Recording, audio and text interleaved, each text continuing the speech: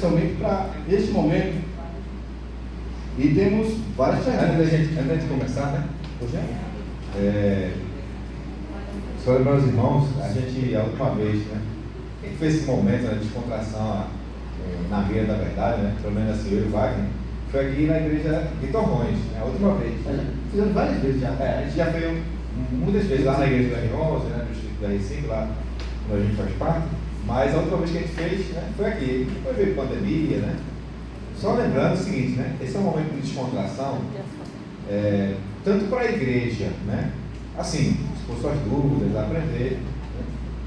E a gente também, assim, gosta quando a igreja participa, né? E lembrando, né? Nem eu, nem o Wagner, nós não somos pastores, não somos teólogos, né?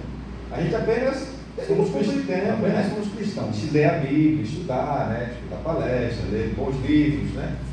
Isso que a gente está fazendo aqui, né? Às vezes até as pessoas perguntam, qual é o Leandro 4, né? O Tito Rocha, se vocês, né? Decoram a Bíblia, né? Bom, eu estou depois a vocês, né? Tem coisa na vida que só vem com o aprendizado, com a repetição.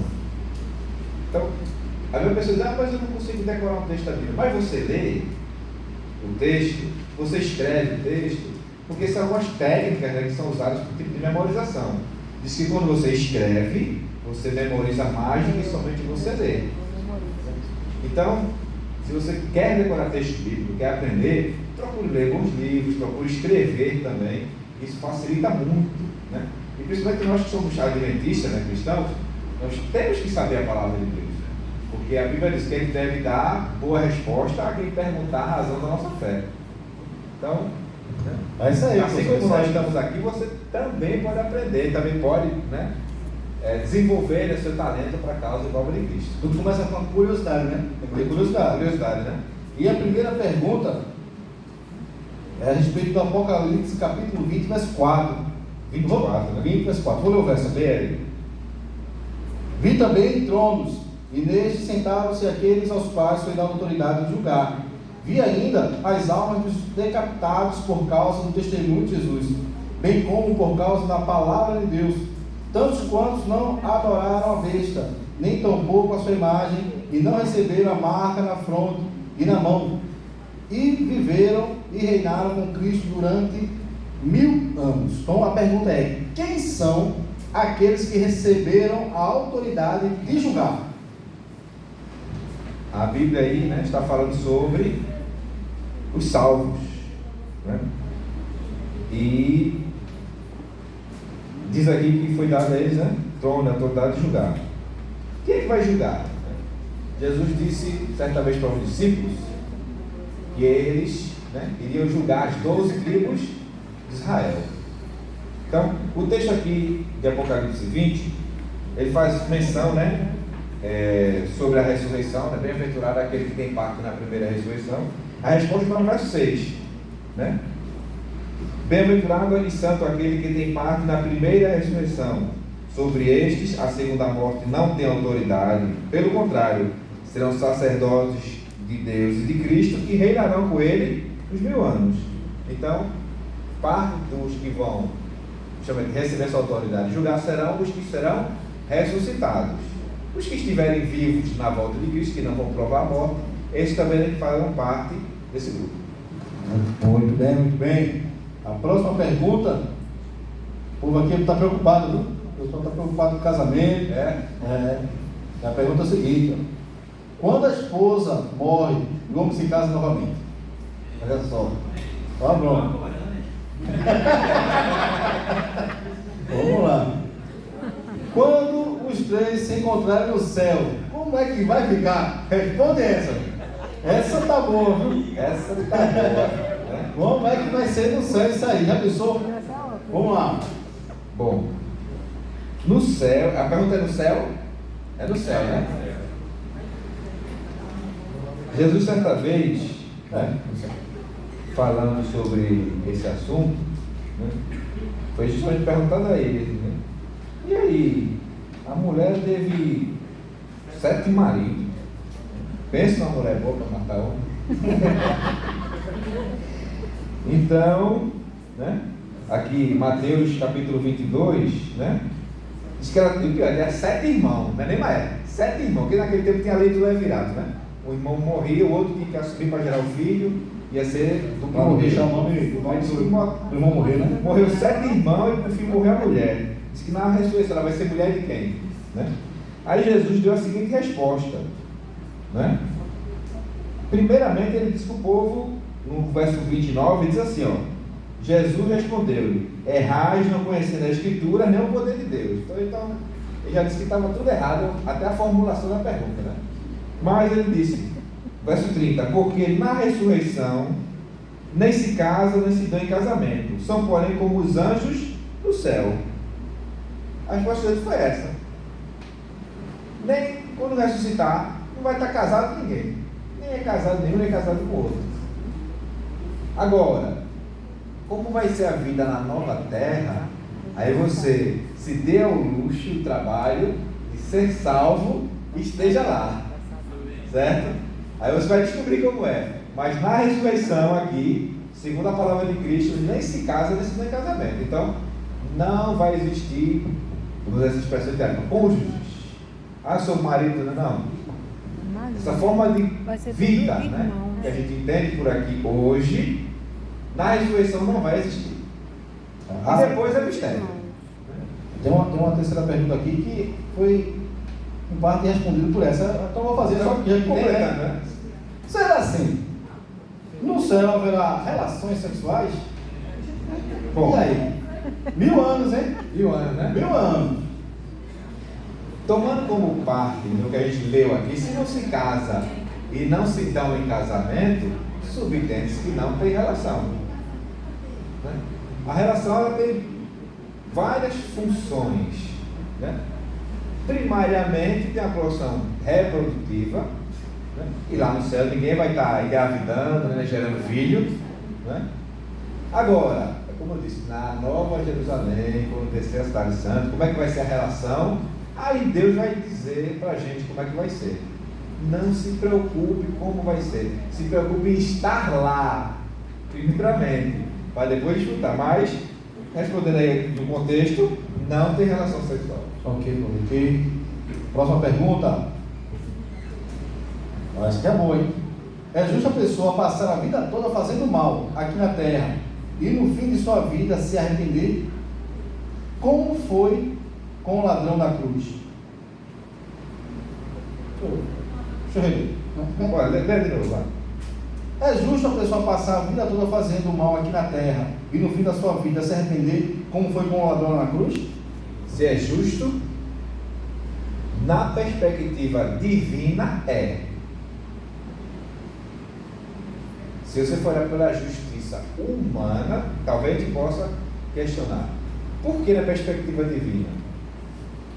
Quando Deus nos dá o perdão, Ele nos considera como se a gente nunca tivesse pecado. Se a gente confessar os nossos pecados, Deus é o quê?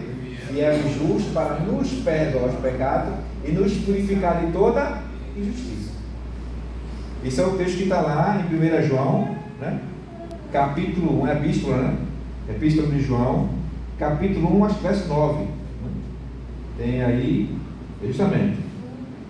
1 João 1,9 diz isso: confessar nossos pecados, Ele é fiel e justo para nos perdoar os pecados e nos purificar de toda injustiça. Então, quando a pessoa, mesmo que ela tenha passado uma vida inteira, né, na prática do pecado, a partir do momento que ela aceita Cristo, diante do céu é como se ela nunca tivesse feito pecado nenhum. A justiça de Cristo é colocada no lugar do pecador. Lógico, para o aspecto de salvação, Deus é justo. Ninguém vai se perder. Por exemplo, numa situação hipotética, a pessoa passou uma vida toda em comunhão com Cristo e de repente cometeu um pecado, fez um deslize e morreu. Aí aquela pessoa morreu perdida porque cometeu um pecado. Se a gente for olhar na balança divina, né? Deus, ele leva em consideração como um todo. Certa vez Jesus contou uma parábola. Ele disse assim: olha, teve um servo que fez poucas coisas erradas, e levou poucos açoites. Teve um servo que fez muitas coisas erradas e levou muitos açoites. Então, a justiça divina ela é proporcional. Então, você vai receber a paga da sua vida dependendo das suas escolhas. Se você escolheu a Cristo, você tem um perdão pleno. Filhinhos meus, essas coisas escrevo para que não pequeis. Se todavia alguém pecar, a gente tem um advogado junto ao Pai, que é quem? Jesus Cristo justo. Então Jesus, ele é a plenitude do perdão e a plenitude da justiça. Então se Deus determina, e assim é, se a pessoa cometeu, né, uma vida de delito e no final se arrepende, Deus é poderoso para salvar e transformar essa pessoa, né, segundo a sua graça. Ok, muito bem. A gente tem que ter cuidado, né? E limitar o poder perdoador de Deus, né? Será que a pessoa não tem que pagar aqui? Não é? É natural as pessoas pensarem assim, né? Que aqui faz, aqui paga, né? Mas a justiça é de Deus, né? A justiça.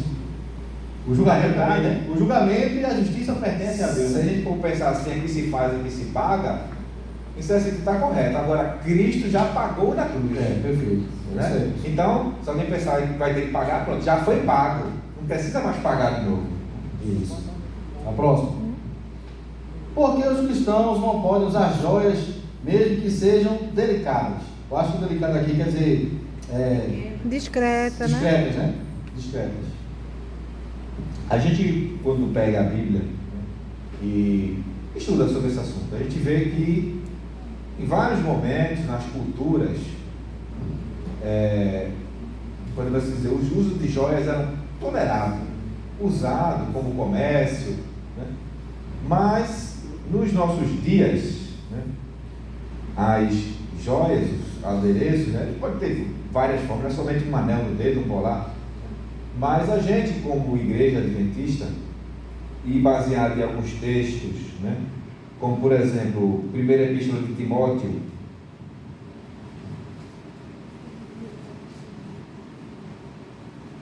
capítulo 2, e verso 9, a gente encontra aqui alguns conselhos, né, de Paulo sobre modéstia cristã. Então, a gente entende que a gente deve se abster, né, de uso de certos adereços, adornos, que tenham a tendência a chamar atenção para você de que sua relação, sua comunhão com Deus. Então aí, especificamente mais falo sobre mulheres, isso não quer dizer que homens também não usem joias, né?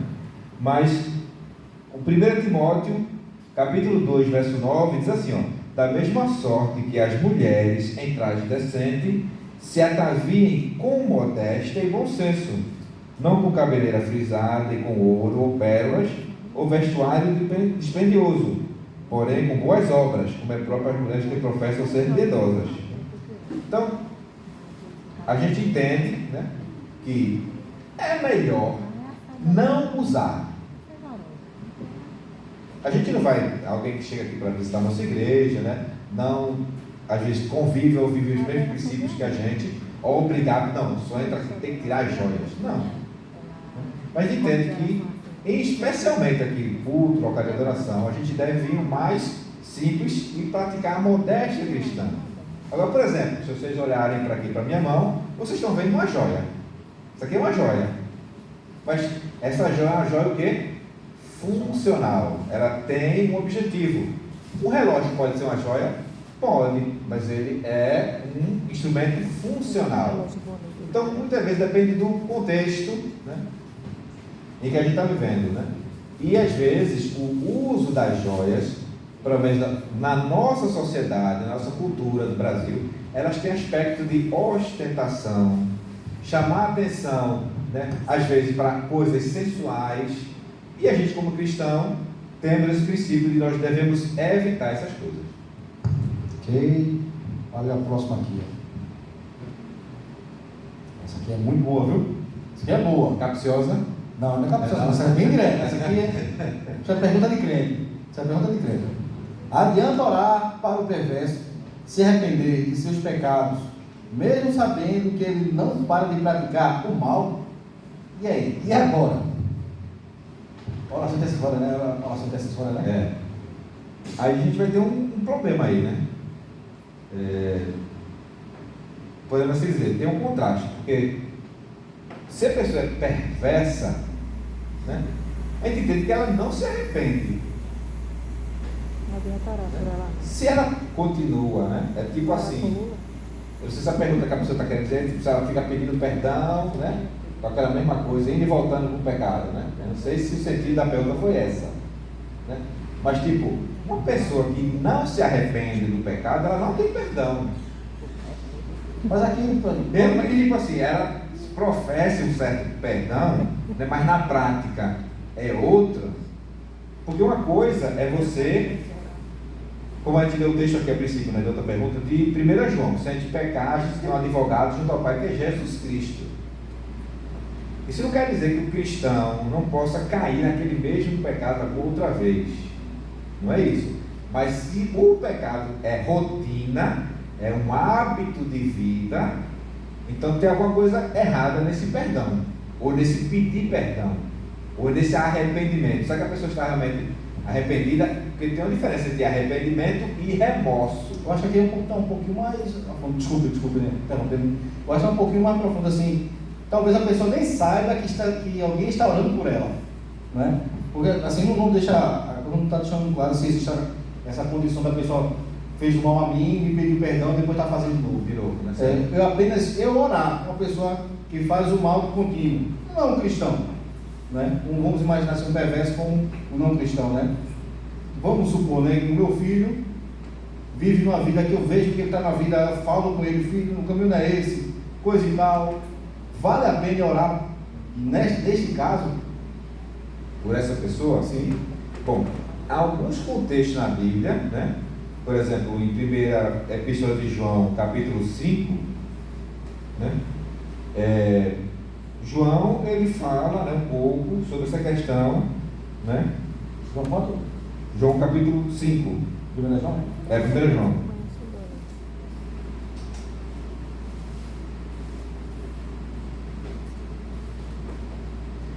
Verso 16. 1ª Epístola de João, capítulo 5, 16. O texto diz assim, ó: se alguém vier seu irmão cometer pecado, não para a morte, já usa essa expressão, né? Não para a morte, pedirá e Deus lhe dará vida ao que não peca para a morte. Há pecado para a morte, e por este não digo que ore. Então, uma pergunta. Qual é o pecado para a morte? Justamente. Aí você vai ter que avaliar para a morte. Para a morte, né? Porque no contexto bíblico a gente vai entender aqui que pecado para a morte é quando a pessoa pecou contra o Espírito. Tá, Espírito Santo. Espírito Santo, né? Então Jesus diz, tem a blasfêmia contra o Espírito Santo. Então se a pessoa blasfemou contra o Espírito, mas quem é que pode entrar na consciência do outro, né? E também você vai ter que fazer um pré-julgamento. Se você verifica que a pessoa é contumaz no pecado, você prega, e a pessoa simplesmente se mostra relutante, né? E afirma, eu quero ser assim mesmo e não vai ter ninguém que me mude. Então, você não vai estar insistindo com a pessoa, né, numa coisa que ela é persistente em fazer errada. Você ora, você pede intercessão a Deus, mas pode chegar um determinado momento que você possa avaliar e dizer, olha, aqui na perspectiva humana, né? Ali não tem mais solução não, então não ore. Mas enquanto você vê que há solução, que há esperança, que há oportunidade, então ore. Então, esse é o conselho de João aqui, né? Então, considerando que, como a gente já viu antes, né? Que sempre há possibilidade, então, continua orando. Próxima pergunta, vamos tentar atender todas, né? Tá, do horário. Porque Deus não destruiu Satanás antes dele fazer o homem pecar? Essa é uma pergunta bem relacionada. Quer resolver todos os problemas, né? Exatamente. Só no princípio tivesse posto um fim, né? Não estaríamos aqui hoje. A outra foi minha também. A questão aí tem a ver com um aspecto chamado liberdade. Deus criou criaturas semelhantes a Ele, como diz lá, né, em Gênesis capítulo 1, né, 26, façamos o homem segundo a nossa imagem, conforme a nossa semelhança. Então Deus criou seres capazes de tomar decisões. E só é possível tomar decisões quando existe uma coisa chamada livre-arbítrio. Eu posso, por exemplo, meu óculos está aqui em cima do púlpito. Eu posso deixar ele ali ou eu posso pegar meu óculos. Vai depender do quê? De minha escolha. Agora, qual é o melhor? Eu deixar o óculos... Eu quero olhar para vocês, eu tenho problema de miopia. Qual é o melhor? Eu deixar meu óculos ali ou eu colocar meu óculos e ver vocês melhor? É melhor colocar o óculos. Então Deus fez assim. Olha, tem uma lei. A lei, se vocês obedecerem, vocês vão ser felizes. Se vocês desobedecerem a lei, vocês vão ser infelizes. Então, meu conselho é: obedeçam. Então, Deus criou a liberdade e correu o risco de alguém, nesta liberdade, em algum momento da história do universo, dizer: eu não quero te servir. Poderia, mas Deus assumiu o risco. Ao ponto que Deus também já trouxe o problema, né? Porque se alguém pecasse, o Cordeiro de Deus, que foi morto antes da fundação do mundo, entraria em ação. Então esse era o plano de Deus. Vocês são livres para fazer o que vocês quiserem, desde que obedeçam a lei. Não obedecer trará problemas, né? Então quando Lúcifer, né, assim chamado, né, lá no céu, preferiu, escolheu por sua própria vontade passar a desobedecer a Deus, era um risco que o próprio Deus tinha de correr. Mas Deus não se preocupou com isso. Ele preocupou com o amor. Só existe verdadeiro amor quando há liberdade. E só há verdadeira liberdade quando há opção de escolha. A próxima na lata agora. Mulheres podem ser pastoras? Vou nem arrudear, pastora. Vou nem arrudear, direto aí. Mulheres podem ser pastoras? Bom, no contexto bíblico, você não vai encontrar, no geral, mulheres assumindo alguns tipos de cargos eclesiásticos. Embora que os dons do Espírito são dados a todas as pessoas, independente de sexo. Alguns estudos, né, mostram que Deus não permitiu mulheres em algumas funções de liderança, porque, por exemplo, nas culturas pagãs existiam sacerdotisas que elas prestavam culto aos deuses, e muitos desses cultos existiam atos licenciosos. Então, para o culto a Deus não ficar parecido ou ter certa semelhança com certos cultos pagãos, Deus preferiu não colocar a mulher para ser sacerdote, ou sacerdotisa, né? Então você vai ver ali a linhagem de Arão, né? E somente homens exerciam o ministério, diferente de outras culturas, outros ritos pagãos que tinham adorações politeístas e que mulheres estavam envolvidas nesses cultos. Quando a gente chega no Novo Testamento, a gente vai encontrar, né, muitas mulheres desempenhando várias funções dentro da igreja, mas a gente não encontra relato, né, de mulheres exercendo ministério pastoral. Agora, se você olhar, por exemplo, em questão de importância, principalmente na parte dos dons espirituais, né, se a gente pegar aqui a lista de Coríntios, né, Coríntios 12, ou então ali Efésios tem aqui os cargos eclesiásticos, né? Vamos aqui para Efésios, capítulo 4.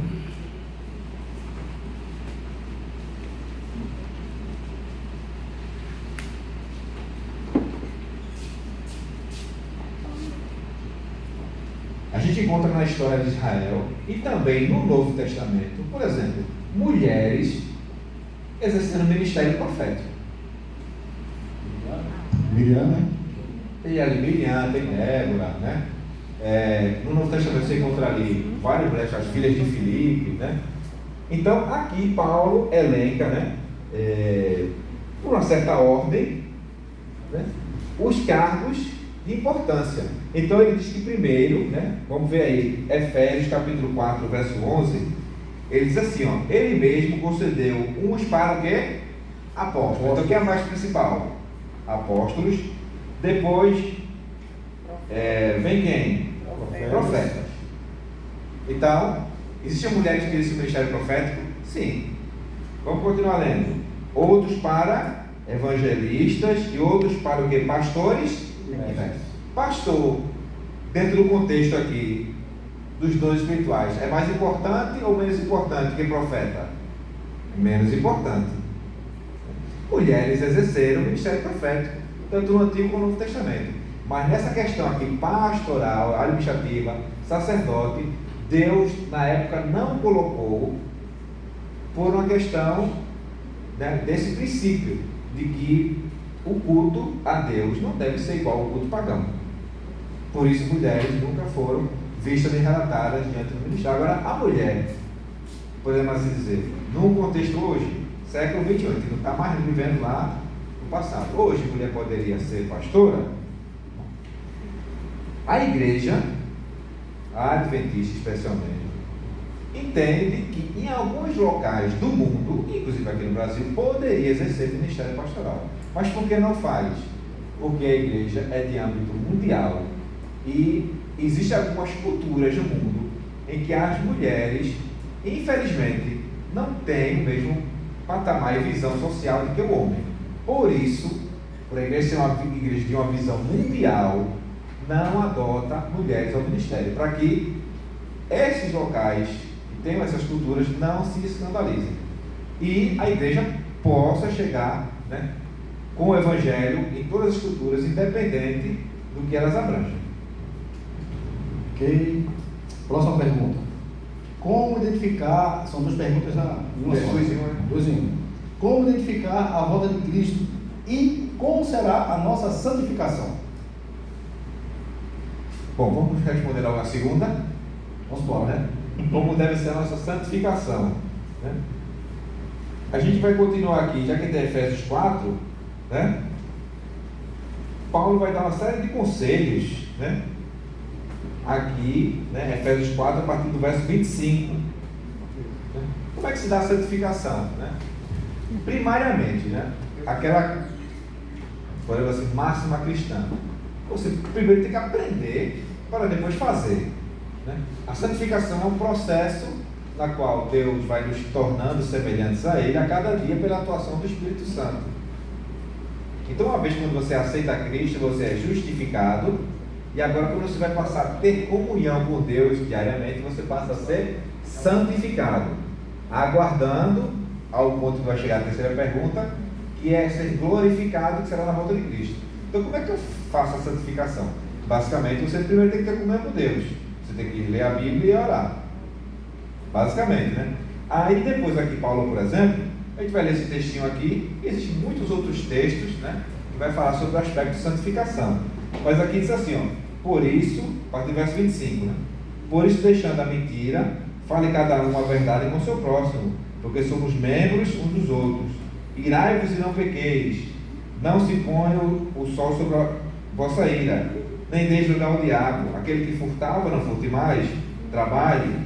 Verso 29, não saia da vossa boca nenhuma palavra torpe, e sim a que for para boa, para edificação, né? E ele vai dar uma série de conselhos, né, que você vai aprender na Bíblia e vai botar isso em prática na sua vida. Isso é o processo da santificação. Agora, como é que a gente vai poder identificar a volta de Cristo? A gente encontra na Bíblia uma série de sinais que apontam para a volta de Cristo. Por exemplo, a gente pegar ali o capítulo 24 de Mateus, a gente vê que Jesus falou que iria vir guerra, fome, terremotos, pestes, uma série de desastres naturais. Se a gente pegar texto, por exemplo, de Tiago, a gente vai ver um conflito entre trabalho e renda, né? Diz que os trabalhadores seriam roubados no fim dos tempos, os ricos iriam enriquecer cada vez mais. A nossa sociedade, se a gente analisar esses aspectos, não é diferente daquilo. Paulo fala que os homens nos últimos tempos seriam arrogantes, blasfemos, né? Amantes de si mesmos mais do que os prazeres.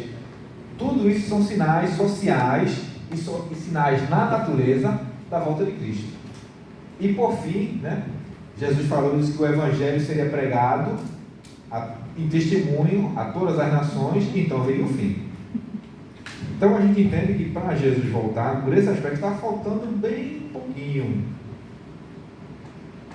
Existem alguns outros, né, sinais, algumas profecias, né, que tem ali no livro do Apocalipse, alguns no livro de Daniel, que ainda faltam se cumprir, né? Algumas pequenas profecias, alguns detalhes que você pode estudar a palavra, né? Mas a gente sabe que falta pouco para essa volta. Então o que é que a gente deve fazer a cada dia? A gente deve se preparar, cada dia mais viver essa santificação, né? Aprender os princípios da palavra de Deus, a amar os mandamentos de Deus e a viver a nossa vida em comunhão com nossos irmãos e com Deus. Temos uma pergunta aqui que é difícil, mas só temos 4 minutos para responder. Já está finalizando aí? Está finalizando. Todo suicida perderá a salvação? Bom, se todo suicida fosse perder a salvação, tinha um camarada aqui que tinha que ser riscado aqui da Bíblia, né? A gente vai aqui para Hebreus capítulo 11. E tem um cidadão aqui, no verso 32,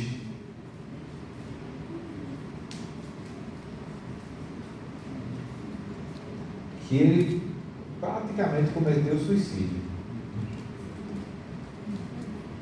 E que mais direi? Certamente me faltará o tempo necessário para referir o que há a respeito de Gideão, de Baraque, de Sansão, de Jefté, de Davi, de Samuel e dos profetas. O que aconteceu com Sansão no final da sua vida? Ele tirou a sua vida e, junto com ele, né, de vários filisteus.